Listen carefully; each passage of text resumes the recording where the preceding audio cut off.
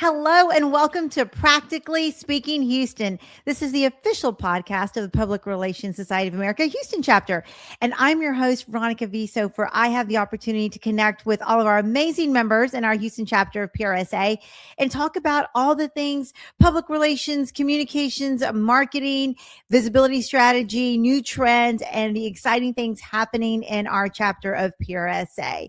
Now, if you are listening on the podcast, make sure you hit subscribe. We don't want you to miss any episodes of Practically Speaking Houston. And if you're watching on YouTube, LinkedIn, or Facebook, drop us some comments because my guests and I would absolutely love to connect with you. So we're going to go ahead and get this episode started. We have Leslee joining us. Hello, and Leslee Hackett, thank you for joining us. Hello. Yes, thank you for having me. I'm excited to be here and promote PRSA Houston. Yes, for sure. So you've been a member for a while now and you've got a leadership role. Tell us about your role in the chapter and some of the exciting things that we can expect for 2026. Yeah, so I've been involved with PRSA Houston for about 4 years now, and I hit the ground running. So I found out about it because I wanted to get my APR, and I said, I have to be involved if I'm going to get my APR. And so I hit the ground running.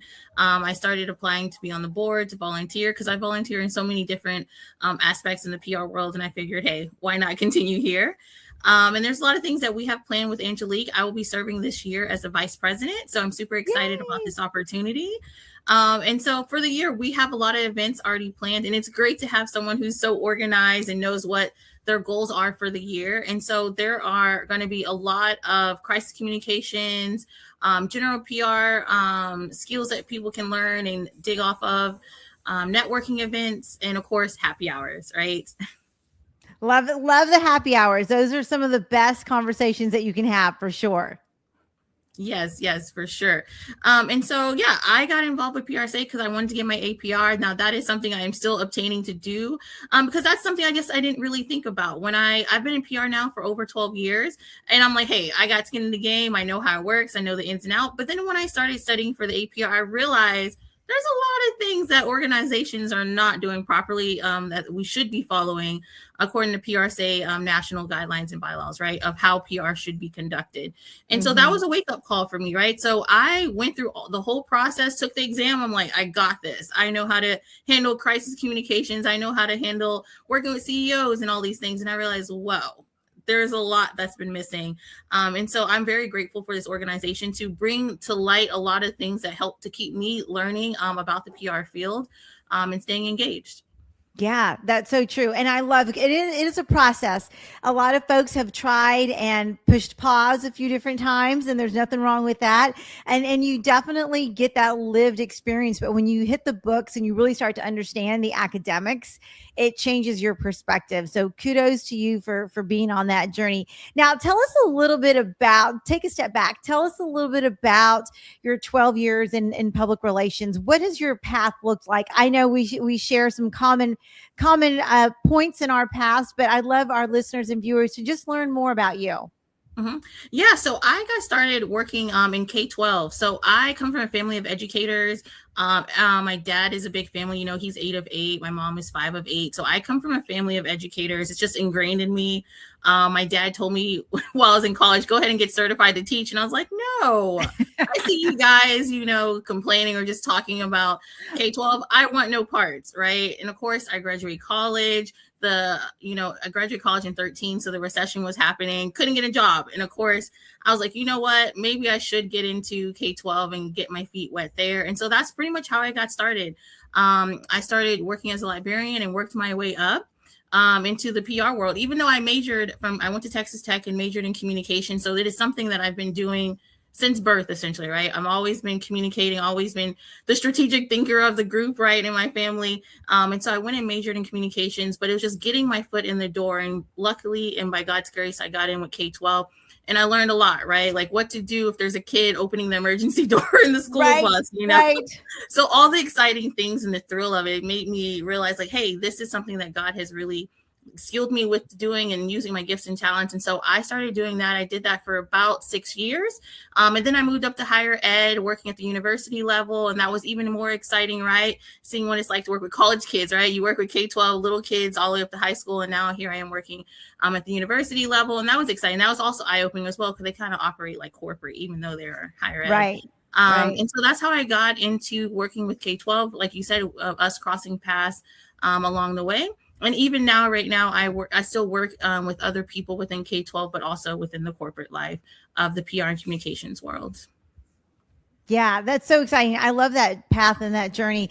And there have been a lot of our members who have either started out as reporters or media and then got into education and then transitioned back over to comms. And so I think that's a natural gap, or a natural bridge, I should say, is we're always learning. We're always asking questions as communicators. We're always trying to structure the message. And so that's what a lot of our educators do, whether it's K-12 or higher ed. So I know a lot of folks also moonlight as professors in the comm space. And so I feel like there's a natural progression between education and communication.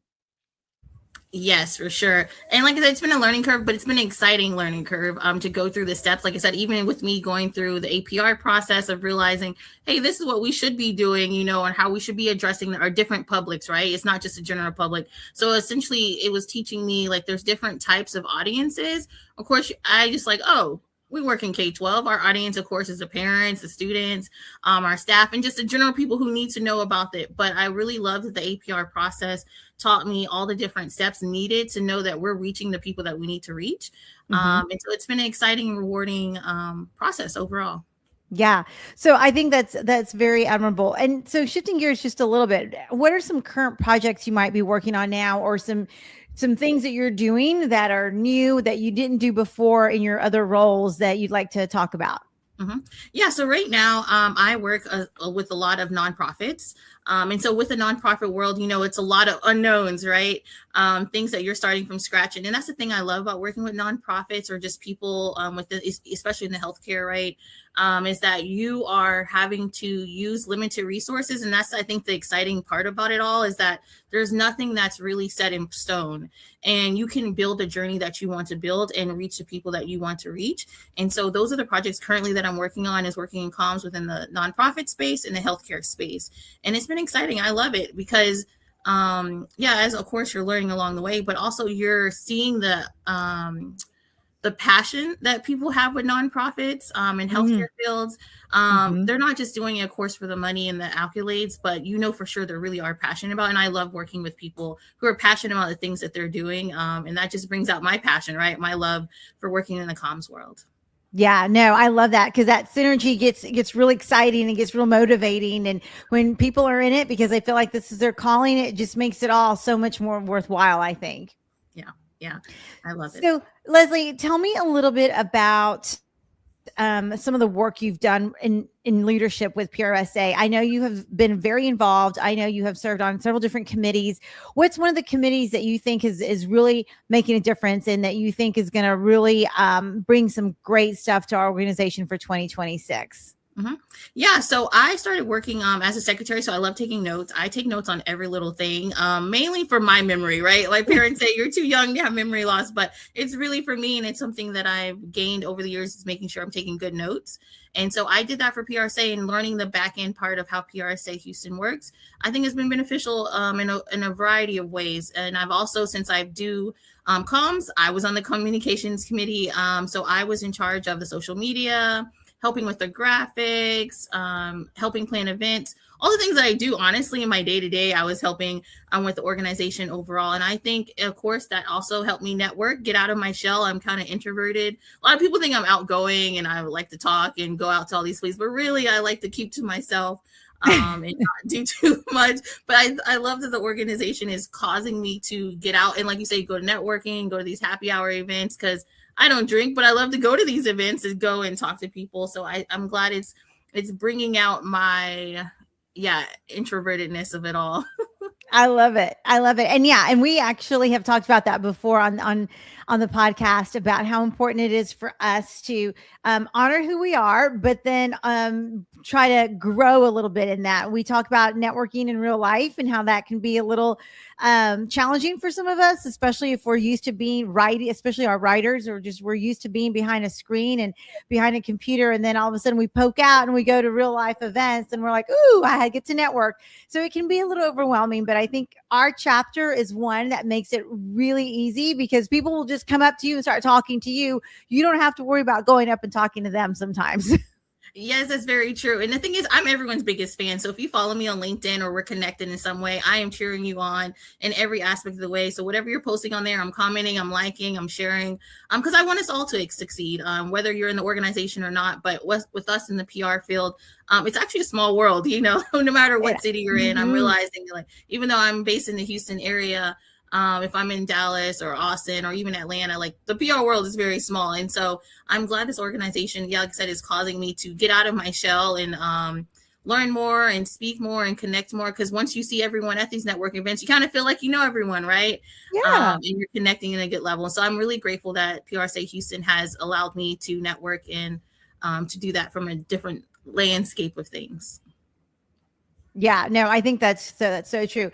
So as we start wrapping up, give me a little tidbit or some advice for any new members or any members who haven't renewed their membership lately, who have thought about, I don't know if I'm going to join this year. What are some tips or some inspiration for those folks who are on the fence about rejoining PRSA? Mm-hmm. Yeah. So a lot of people, I tell that if you're really on the fence about joining PRSA or just any organization in general, it's just, again, go to the networking events, see what they offer. I know a lot of people, there's so many organizations here in Houston. Join ours. Okay. I know it's not a competition, but for sure participate in ours. Because PR really honestly is, like I say, the top of the umbrella, right? Marketing kind of falls under that, writing, crisis comms, but we are essentially at the helm. So I'm not saying don't join the others, but we really have so many resources that teach you how to do marketing, how to do comms, how to do crisis comms. If you want to get into broadcasting, like we have different avenues for that. If you want to be a solo practitioner, we have the resources and conferences. There's so many things that you can do within PRSA, not just here within the Houston level, but at the national level. And so I really want people to dig into that and go look at PRSA National's website, look at all the different conferences that they have, the different resources that are available, free resources that are available. There's tons of webinars that are available on there. Yeah. And of course, us within the Houston chapter, we have a lot planned for 26, kicking the year off for sure in January they're going to be on Wednesdays. So book out the second Wednesdays on your calendar for PRSA Houston events. Angelique has a lot planned for us. And so I'm excited for what's in store. Yeah, absolutely. Oh, that's a great segue. All righty. Well, we will make sure, Leslee, to put your LinkedIn into the show notes. We're also going to make sure we put a link in there to join because we want to make sure our chapter stays one of the premier chapters from the national level, because I know that as a city this size, we've got a lot of members that move in and out, but really staying connected to your Houston chapter is going to bridge so many relationships because that peer-to-peer learning is so very important. Leslee, thank you so much for being on our podcast, and I look forward to your upcoming leadership and make sure people get connected with you. Yes, for sure. Thanks so much. Looking forward to serving as your vice president. All right. That was Leslee Hackett. Thank you for joining us. Guys, we so appreciate you tuning in to Practically Speaking Houston, the new branded podcast for the Houston chapter of PRSA. Make sure you hit subscribe. We don't want you to miss any episodes. And if you're watching on YouTube, Facebook, or LinkedIn, drop us some comments because we'd love to connect.